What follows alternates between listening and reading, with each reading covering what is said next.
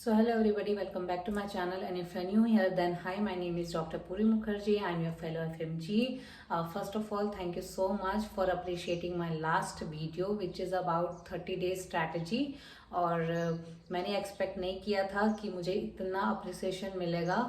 मेरा ये first video था फॉर एफएमजीज और आपने बहुत अप्रिशिएट किया, उसके लिए थैंक यू। उसमें मैंने आपको बोला था कि मैं 7 डेज स्ट्रैटेजी के साथ भी आऊँगी, सो हियर आई एम। तो आज जब ये वीडियो लाइव होगा तो आज 7 जनवरी है, तो मैं बात कर रही हूँ 12 से 18 जनवरी की। ये 7 डेज में आपको क्या क्या करने हैं, है ना। 19 और 20 जनवरी को क्या होता है कि बहुत से लोग सेंटर, जो एग्जाम सेंटर है वहाँ पर ट्रैवल करते हैं, तो उसमें कई लोग पढ़ नहीं पाते ठीक से। तो 12 से 18 जनवरी तक आपको क्या क्या करने हैं, वो 7 डेज में आपको कैसे पढ़ने हैं, वो मैं आज आपसे शेयर करूंगी। और बाकी जो है अभी जैसे 7 से 12 आप वही करना जो आप कर रहे हैं, जो आपका पिछला शेड्यूल है ना। तो फर्स्ट ऑफ ऑल यही चीज़ है जो मैंने आपको पहले भी कहा था कि आप न्यू टॉपिक्स आप मत पढ़ो। न्यू टॉपिक्स पढ़ने का कोई टाइम नहीं है और कोई मतलब भी नहीं है। न्यू टॉपिक्स आप पढ़ोगे तो आपको एंजाइटी होगी, जो आप नहीं चाहते, क्योंकि इस टाइम पे बहुत ज़्यादा एंजाइटी ऑलरेडी आपको है। तो फालतू के न्यू टॉपिक्स पढ़ के कोई मतलब नहीं है। अपने जो डेज हैं, एक एक दिन को अच्छे से डिवाइड कर लो, अपने शेड्यूल को फिर से रिवाइज करो कि आपको किस हिसाब से कौन सा सब्जेक्ट कितना टाइम पढ़ना है। लॉन्ग सब्जेक्ट्स को 4 आवर्स में आपके एक सब्जेक्ट्स हो जाने चाहिए। जो बिग सब्जेक्ट्स हैं, स्मॉल सब्जेक्ट्स के लिए आप 2 आवर्स दे सकते हो हर दिन के, है ना। तो जैसे सवेरे आपने पढ़ लिया मेडिसिन 4 आवर्स के लिए और ऑब्स गायनी 4 आवर्स के लिए, फिर 2 आवर्स के लिए आपने कुछ ऑर्थो उठा लिया, है ना, ऐसा टाइप का आप पढ़ सकते। तो 4 आवर्स में वही है कि आपको पूरे जो सब्जेक्ट्स के टॉपिक्स है वो नहीं पढ़ने हैं, आपको ऊपर ऊपर से ही पढ़ना है, आपको देखते जाना है ना। और मैंने आपको प्रीवियस वीडियो में बताया था कि आपको एक कॉपी बनानी है जिसमें आप मेन टॉपिक्स अपने लिखो, जो कि आपको लास्ट 7 डेज में काम आएंगे। मैंने आपको ये बोला था, तो वही कॉपी अब आपको काम आएगी, आपको फिर से मेन टॉपिक्स रिवाइज करने के लिए, है ना। तो उस कॉपी को आप पढ़ना स्टार्ट करो, उसमें रिवीजन करना स्टार्ट करो। और जो अगर नोटबुक है तो नोटबुक में आप ऊपर से पढ़ो पूरा। अब इतना टाइम नहीं है कि आप एक दिन पूरे एक सब्जेक्ट को दे सकते हो, क्योंकि आपको पूरे 19 सब्जेक्ट कंप्लीट करने हैं 7 डेज में। तो 4 आवर्स आप मेन सब्जेक्ट्स को दो और 2 आवर्स आप स्मॉल सब्जेक्ट्स जो हैं उसको दो। तो उस हिसाब से आप फिर कंप्लीट कर सकते हो अपने पूरे सब्जेक्ट्स को, ठीक है। अब स्टार्ट कर दो इमेज बेस्ड क्वेश्चंस करना, उसको देखना स्टार्ट कर दो, क्योंकि इमेज बेस्ड क्वेश्चन आते हैं और आपको करना बहुत ज़रूरी है, आपको याद रखना बहुत ज़रूरी है। दिन में 2 घंटे आप इमेज बेस्ड क्वेश्चन को भी दो, है ना, उससे आपको याद रहेंगे। क्योंकि इमेज बेस्ड क्वेश्चन आते हैं और उसमें पॉइंट्स आपको कवर करने हैं, आपको छोड़ना नहीं है। अपने वो जो नोटबुक है जो मैंने बनाने को बोला था, जिसमें इंपॉर्टेंट टॉपिक्स आपको करने थे, उसको आप पढ़ना स्टार्ट कर दो, उससे रिवाइज करना स्टार्ट कर दो, है ना। जो जो इम्पोर्टेंट आपको लगते हैं आपने लिखा होगा, आपको जो हार्ड लगते हैं, जो टेबल्स हैं, जो स्टेजेस हैं या ट्रायड्स हैं, जो भी है जो आपको हार्ड लगते हैं वो आपने उसमें लिख लिया होगा, तो उसको रिवाइज करना स्टार्ट कर दो। रात में एटलीस्ट 2 घंटे उस कॉपी को भी दो, है ना, उस कॉपी को दो और उसमें से आप अपना रिवीजन करना स्टार्ट कर दो, ठीक। अब जो लास्ट 7 डेज आपके होंगे, आप अपना स्लीपिंग शेड्यूल को फिर से ठीक करना स्टार्ट कर दो, है ना। 10 आवर्स भी पढ़ोगे तो मैक्सिमम है, और अपना स्लीपिंग शेड्यूल जो है उसको आप ठीक करो, अच्छे से सो, है ना। क्योंकि क्या होता है कि अब अगर एग्जाम डे पे अब अचानक से उठना चाहोगे 5 बजे, तो ऐसा उठना पॉसिबल नहीं है, क्योंकि आपका स्लीपिंग शेड्यूल बहुत ज़्यादा चेंज हो चुका है। तो उसको आप क्या करो कि धीरे धीरे करके उसको ठीक करो स्लीपिंग शेड्यूल को, ताकि जो एग्ज़ाम टाइम में, जिस दिन एग्ज़ाम हो उस दिन आप अच्छे मूड पे उठ सको। पूरा दिन अगर आप पढ़ोगे भी, पढ़ना भी चाहोगे, तो फिर भी आपका मन नहीं लगेगा, आपको नींद आएगा, तो उससे कोई मतलब नहीं है। इससे अच्छा आप क्या करो कि आप अपना स्लीपिंग शेड्यूल अच्छा बनाओ, 8 आवर्स की पूरी स्लीप लो अपना, है ना। उसके बाद आप पढ़ो, तो उससे क्या होगा, आपका पढ़ने में कंसंट्रेशन भी बढ़ेगा, प्लस आपकी स्लीपिंग शेड्यूल भी सही होगी, जो आपको एग्जाम में के दिन बहुत हेल्प करेगी। कोई भी सब्जेक्ट्स को छोड़ना नहीं है। और मैं ये एक्सपेक्ट कर रही हूँ आपसे कि जितने भी लोग मेरे वीडियो देखे हैं, किसी ने भी अभी तक कोई भी सब्जेक्ट नहीं छोड़ा होगा, आपने पूरे के पूरे 19 सब्जेक्ट्स कवर कर लिए होंगे। पीवाईक्यूज भी करते रहो, उसको छोड़ो मत, उसको रिवीजन करते रहो, है ना। क्योंकि ऐसा नहीं कि आपने कर दिया और छोड़ दिया ना, तो उसमें क्या होगा कि आप भूल जाओगे, फिर कोई मतलब नहीं होगा उसका। तो इसलिए पीवाईक्यूज भी करते रहो। 2 दिन पहले तक तो ये 7 डेज में आपको पीवाईक्यूज करने हैं, तो पीवाईक्यूज करना मत छोड़ना। एक आता है कि अभी मिस्ट के उनके जो सीरीज निकलती है इम्पॉर्टेंट 25 इम्पॉर्टेंट क्वेश्चंस के, हर सब्जेक्ट्स के उन लोग 25 इम्पॉर्टेंट जो क्वेश्चंस है वो निकालते हैं। वो एक बार जरूर देखना है। क्वेश्चन भी नहीं, उसके साथ साथ ना उसका एक्सप्लेनेशन भी बताते जाते हैं। तो अगर आपके पास टाइम हो तो जरूर से जरूर मिस्ट का मोस्ट इम्पॉर्टेंट 25 क्वेश्चंस जो उनके हर सब्जेक्ट्स के होते हैं वो देख लेना, कि उससे क्या है कि बहुत सारे टॉपिक भी आपके रिवाइज हो जाएंगे। ठीक है, तो वो कर लेना। ये मेरे तरफ से आपको एक सजेशन है, तो अगर आप चाहते हो तो आप कर लेना। ये यूट्यूब चैनल मिस्ट के जो यूट्यूब चैनल है उसमें मिल जाएगा आपको, और बहुत इफेक्टिव होता है, तो उसको आप कर लीजिए। एटलीस्ट माइक्रो और पैथो जो है वो अच्छे से करके जाओ। फर्स्ट पेपर अपना स्ट्रॉन्ग करो। फर्स्ट पेपर आप स्ट्रॉन्ग करते हो और आपके 90 मार्क्स भी आते हैं ना, तो आपके सेकंड पेपर में पूरा कवर अप हो जाएगा। बहुत हाई सब्जेक्ट्स है, उससे बहुत सारे क्वेश्चंस आते हैं। तो एटलीस्ट एमसीक्यूज बहुत अच्छे से पढ़ लो और टॉपिक्स भी बहुत अच्छे से पढ़ लो, है ना। तो फर्स्ट पेपर को आपको स्ट्रॉन्ग बनाना है।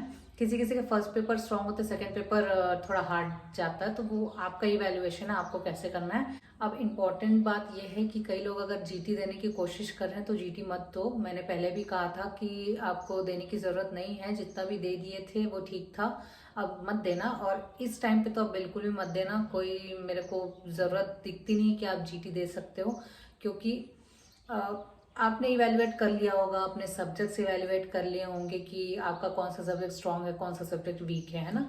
और अब इतना टाइम भी नहीं कि उस सब्जेक्ट्स को आप फिर से इतना अच्छे से पढ़ सकते हो।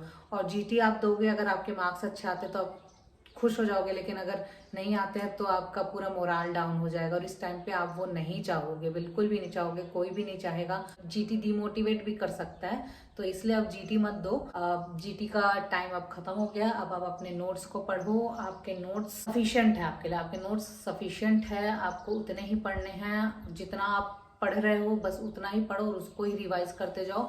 उसी में आपको बहुत अच्छा रिजल्ट मिलेगा। आपको सिर्फ अब एक ही लक्ष्य है आपका, है ना, एक ही टारगेट है कि आपको एफएमजी क्लियर करना है, और अब टाइम नहीं है। जितना भी आपने हार्ड वर्क किया है, बस यही टाइम है कि आप उसको फुलफिल कर सकते हो। आपने बहुत ज़्यादा मेहनत की है, जितने भी 6-7 महीने आपने पढ़े हैं, आपने बहुत पढ़ा है, और बहुत अच्छे से आप ये एग्ज़ाम क्लियर करेंगे। मुझे पता है, आपको डरने की कोई ज़रूरत नहीं है। बहुत ज़्यादा एंजाइटी हो रही होगी, पता है। 1 महीने आते तो एंजाइटी होती है, और अब तो सिर्फ ज़्यादा दिन बचे भी नहीं है। तो मैं यही बोलूँगी कि डर लग रहा है, डर को अपने मेहनत में बदलो और अपना पूरा 100% 200% दे डालो। अब बस कुछ ही दिन बचे हैं आपके एग्ज़ाम के लिए, और आपको इन कुछ दिनों में अपना 200% देना है, ताकि आपका एग्ज़ाम बहुत अच्छे से क्लियर हो, बहुत अच्छे मार्क्स से आप क्लियर हो, है ना। तो आप बहुत अच्छे से पढ़ाई करो। बिल्कुल भी कोई भी डिस्ट्रैक्शन नहीं आना चाहिए आपके दिमाग में। आप अपना पूरा शेड्यूल बनाओ, अच्छे से पढ़ाई करो, उस शेड्यूल को स्ट्रिक्टली फॉलो करो। ठीक है, कोई भी नेगेटिविटी अपने अंदर मत आने दो कि हम फेल हो गए तो क्या होगा। ये मत सोचो कि आप फेल हो जाओगे। आप क्यों नेगेटिविटी को अट्रैक्ट कर रहे हो, है ना। आप ये सोचो कि अगर हम पास हो गए तो क्या होगा। तो नेगेटिव मत सोचो, एकदम पॉजिटिव माइंड रखो अपना, और उस पॉजिटिव माइंड से पढ़ाई करो। आप यही सोचो कि आपने बहुत पढ़ा है और आप ये एग्ज़ाम क्लियर कर लोगे। आपको ये मोटिवेशन अपने अंदर रखनी है, आपको इतना भरोसा अपने ऊपर रखना है कि आपने जितना पढ़ा है, आपने बहुत पढ़ा है, और आप ये एग्ज़ाम क्लियर कर लोगे। अगर आपको अपने अंदर ही भरोसा नहीं होगा तो कोई भी आपको मोटिवेट नहीं कर पाएगा। एग्ज़ाम पास आ गया है, डेट पास आ गया है, आपको उस डेट को देख के ही आपको मोटिवेट होना है कि इस बार मुझे क्लियर करना है। ठीक है, जो 3rd 4th 5th अटेम्प्ट दे रहे हैं, मुझे पता है कि बहुत बुरा लगता है। दिमाग में बस वही चीज़ चलते रहता है कि अगर इस अटेम्प्ट में नहीं हुआ तो क्या। अगर ये अटेम्प्ट हम फेल हो गए तो क्या। ये सब चीज़ सोचना बंद कर दो, है ना। जो पास्ट का जो चीज़ है उसको सोचना बंद कर दो। आप ये माइंडसेट से ये जितना दिन बचा है उतना दिन यही सोच के पढ़ो कि आपका ये फर्स्ट अटेम्प्ट है और आपको इसी अटेम्प्ट में क्लियर करना है। ये आपका लास्ट अटेम्प्ट है, जो होगा इसी अटेम्प्ट में होगा, नहीं तो फिर नहीं होगा और आप फेल हो जाएंगे। ये चीज़ सोच के आप पढ़ो। ये एग्ज़ाम आपका एक ही अटेम्प्ट है, या तो आप पास हो या तो आप फेल हो, है ना। तो ये आप माइंडसेट लेके पढ़ोगे ना तो बहुत अच्छा रिजल्ट मिलेगा, आपको मोटिवेशन भी मिलेगी और आपको एक डर भी रहेगा कि यार अगर मैं फेल हो गया तो मैं फिर फेल हो गया, फिर मैं एग्ज़ाम नहीं दे पाऊंगा। तो ये एटीट्यूड से पढ़ो, है ना। सब्जेक्ट्स को रिवाइज करना, revise revise revise, PYQs revise करो, रिवाइज करो, रिवाइज करो।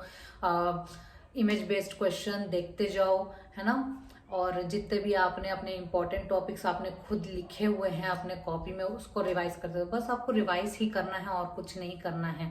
इन जो दिन अब बचे हैं इसमें आपको सिर्फ रिवाइज करना है और आप रिवाइज ही करते जाओगे तो मोटिवेशन मिलेगा इससे। और अगर आप अभी भी ऐसा लग रहा है आपको कि मैं, अगर आप पढ़ रहे हो और आप भूल जा रहे हो या आपको कुछ याद नहीं आ रहा है तो ठीक है, ये सबके साथ होता है ना। हमने भी एग्जाम दिया था, हमको भी ऐसा लगता था कि कुछ याद नहीं आ रहा है यार कैसे होगा, लेकिन वहां जाओगे ना, जब आप एग्जाम में बैठोगे उस कंप्यूटर के सामने और आप जब पूरा क्वेश्चंस देखोगे ना तब आपको पता चलेगा, आपके दिमाग में आना स्टार्ट ही हो जाएगा क्वेश्चंस, है ना। बस अपने ऊपर विश्वास रखो और अपने मम्मी पापा के ऊपर विश्वास रखो, उनके प्रेयर्स के ऊपर विश्वास रखो, है ना। उनका सोचो कि अगर आप पास हो जाओगे तो कितने खुश होंगे वो। ये मैंने पहले भी बोला था कि बस उनका चेहरा देख के, वो इमेजिन करके कि जब आप पास हो जाओगे तो उनके चेहरे पे कितनी खुशी होगी। बस वो खुशी को देखने के लिए आप उसके लिए बस ये कुछ दिन है, आप उस इन कुछ दिनों में बस अपना 200-500% दे दो। बस ये एग्जाम है, खत्म करना है एग्जाम, पढ़ के खत्म करना है। आप ये सोचो कि बस पढ़ के खत्म करना है, इसके बाद हमको एग्जाम को देखना ही नहीं है ना। ये कुछ मेरे सजेशंस थे जो आप 7 डेज में अप्लाई कर सकते हो, लास्ट 7 डेज में। इससे आपकी जो पढ़ाई है वो और ज्यादा ऑर्गेनाइज्ड मैनर पे हो जाएगी। आपको पता है कि आपको क्या क्या करना है और कैसे करना है ना। 20th और 20th जो जनवरी है उसमें आप क्या करते हो, सिर्फ 19th का ही दिन मैं बता रही हूँ। उसमें जो ट्रैवल करता है ना, तो आपको सिर्फ रात का ही टाइम मिलता है, शाम का टाइम मिलता है कि थोड़ा बहुत पढ़ लूँ। तो उसमें सिर्फ आप अपना जो कॉपी है ना, जो आपके इंपॉर्टेंट टॉपिक्स की कॉपी आपने बनाई है ना, सिर्फ उसी को रिवाइज करना और कुछ मत खोल के देखना, है ना। क्योंकि उतने थोड़े से घंटे में आप क्या क्या पढ़ोगे और अपने घर से कितना बुक लेके जाओगे। इतना बुक आप लेके जा भी नहीं सकते, है ना। पूरे 90 सब्जेक्ट से बुक थोड़ी ना लेके जा सकते हो आप अपने एग्जाम सेंटर पे। तो जो इम्पोर्टेंट टॉपिक्स के आपने कॉपी बनाई है, आपने नोट्स बनाई हैं, उसी नोट्स को आप रिवाइज करना 90th के शाम को, है ना। और अगर इमेज बेस्ड क्वेश्चन देखने हैं तो वो देख लेना। बाकी आप सॉर्टेड हो। 19th को बहुत अच्छे से सोना, आराम से सोना, जल्दी सो जाना, ताकि 20th को आप एकदम फ्रेश माइंड से उठ सको, है ना। क्योंकि आपको एग्जाम में बैठना है और पूरा दिन बैठना है, तो आपका माइंड भी अच्छा काम और फ्रेश होना चाहिए। इसलिए 19th को आप जल्दी सो जाओ ताकि 20th को आप एकदम फ्रेश उठो। ऐसा नहीं है कि 19th को भी आप लेट तक जाग रहे हो पढ़ने के लिए कि ये पढ़ लूँ वो पढ़ लूँ। तो पता है कि दिमाग सोचता है कि ये भी पढ़ लेता हूँ, वो पढ़ लेता हूँ, वो भूल रहा हूँ, ये भूल रहा हूँ। ऐसा आपको नहीं करना है, ठीक है। जितना आपके इंपॉर्टेंट टॉपिक्स का नोट्स है सिर्फ उतने ही पढ़ना है, ठीक है। तो मैंने बता दिया है आपको 12th ऑफ जनवरी से आपको 19th ऑफ जनवरी तक क्या क्या करना है, क्या क्या नहीं करना है। अगर आपको फिर भी कोई डाउट है तो जैसे पहले भी मैंने आपके क्वेश्चंस के आंसर दिए थे, इस बार भी मैं आपके क्वेश्चंस के आंसर दूंगी। जो भी आपको क्वेश्चंस हैं मेरे से पूछ लीजिएगा, मेरे इंस्टाग्राम पे पूछ लीजिएगा, मेरे कमेंट सेक्शन पे पूछ लीजिएगा। मैं हर किसी को रिप्लाई करती हूँ और मैं आपको करूँगी। और ऑल द बेस्ट गाइज, अच्छे से एग्ज़ाम देना। अब मैं नहीं आऊँगी कि 2 डेज 3 डेज स्ट्रैटेजी, वो मैं आपको बता दी हूँ कि आपको 19th को क्या करना है, कैसे करना है।